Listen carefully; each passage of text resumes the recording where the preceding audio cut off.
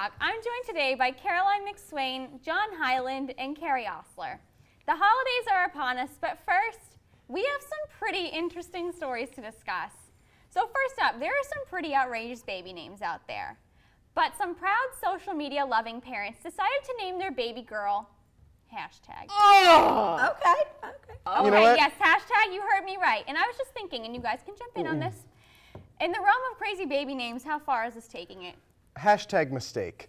This is just, this has crossed the line. You know, it was one thing when an Egyptian child was named Facebook because it actually had some meaning behind it. But this just looks like two desperate nerds naming a kid for attention. Caroline, It's I really, understand you might like this, I don't like this it. name. I'm going to admit it, I'm a fan. Oh, okay, come on, This Caroline. child named hashtag is already way more popular and famous than any of us are because we're talking about them, you know, on this TV show. So they're obviously doing something right. I mean, getting the name out there, when that hashtag kid goes in for a job interview, the person's going to say, be I've good heard luck. of you before. You know, I mean, See, here's the thing.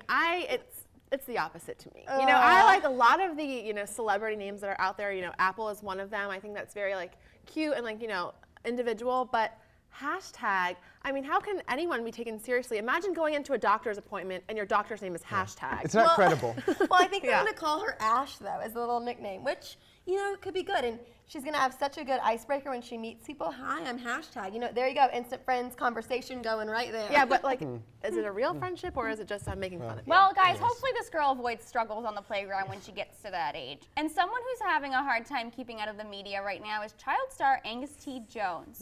And he has begged his fans to stop watching the show 2.5 Men. It's caused an uproar in the media. He says that based on his religion, he doesn't think that it's appropriate for people who are people of God to watch 2.5 Men. What do you guys think? When I first heard this, I said, who is Gus T Jones?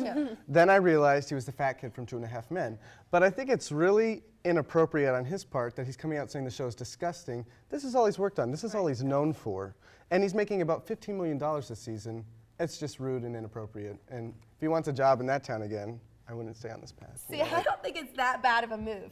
Because again, here we are talking about this guy, talking about this show. That's free publicity. And yes, he said something controversial, but join the club. Everybody says stuff like that. And I mean, here we are. It's kind of working for him because I know I'm going to tune into the show to see who this guy is all about. I mean, I don't know. I just think it's just kind of low. I mean, he came out with it on Monday night saying, oh, I've converted to this new religion and this show that I've been on for 10 years is trash and here I've made all tens of millions of dollars, but don't watch it, like whatever. And then he immediately took it back. I just think it makes him look trashy himself, you know? right, but I mean, we're looking at him. He may look trashy, but this is the first time we've ever heard the name. I mean, Angus, I thought it was something about Angus Barn, that restaurant. I mean, but here we are, you know, talking about him. Well, publicity or not, he's still stirring it up out there. yeah, And someone else who, and he's really not the only one. A third accuser has spoken out against Elmo puppeteer Kevin Clash, coming out saying that he engaged in underage sexual activity with Clash when he was 16. So I have a problem with this. Obviously, it's a big deal. What do you guys think that the show, Sesame Street, has to do in order to maintain their good reputation? I think it's time for Sesame Street to bow out. You know what? You've had a good run, and lots of kids have watched your show. I did. I learned a lot. You know, it was great.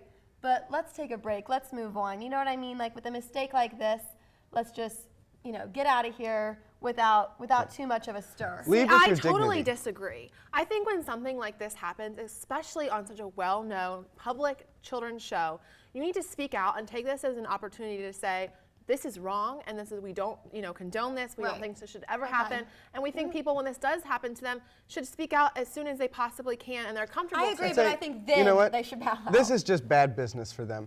The Tickle Me Elmo sales are going way down this Christmas. I don't know who's going to buy something like that.